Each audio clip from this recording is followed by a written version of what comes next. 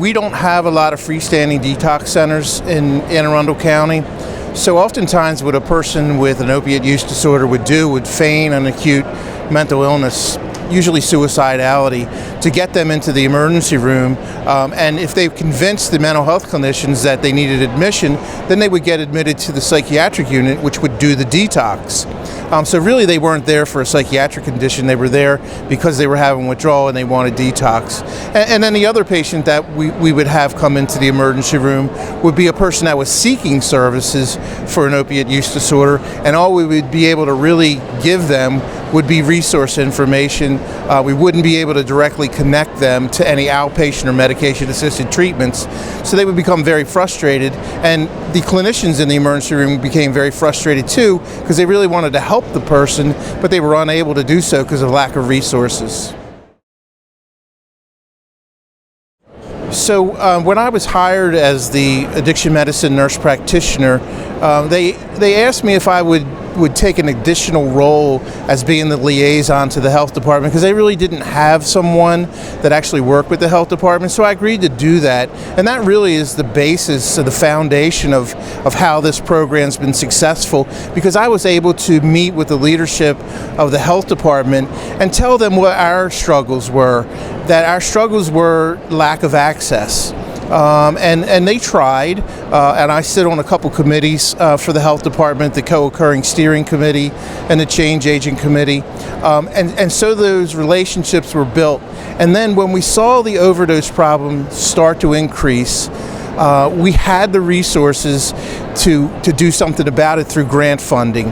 But what we needed was a partnership between the hospital and the county. Now, my pay grade's a little bit lower than is needed for that, but what I was able to do was to convince, and it wasn't a tough sell, the chief operating officer and the chief executive officer of the hospital, that this partnership would benefit not only the community in providing treatment services, but it also may decompress our emergency department and benefit the hospital in another way.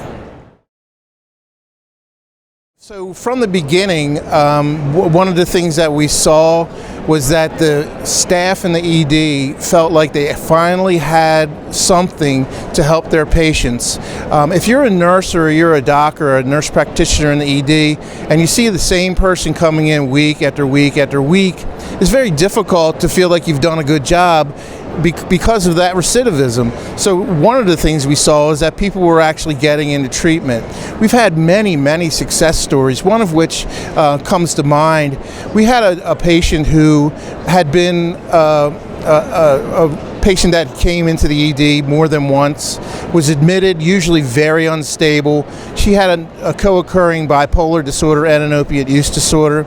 Actually tried to kill herself, and through an admission to our psychiatric unit was introduced to the Overdose Survivor Outreach Services. She went into methadone-assisted treatment with them and did very well for several months, was able to obtain a job. She was living in a sober house.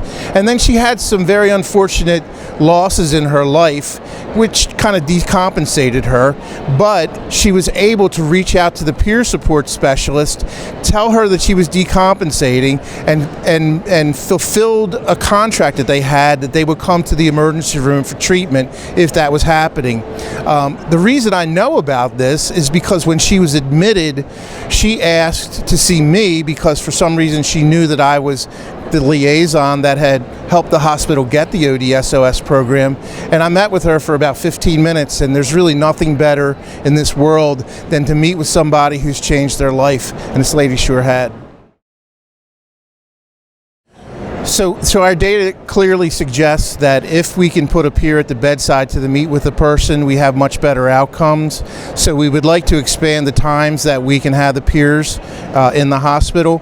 The grant probably isn't going to be able to pay for that. So one of the things I'm looking for is some data, and I think I have it, to maybe start employing some peers at our hospital that aren't employees of BWM, employees of the health department.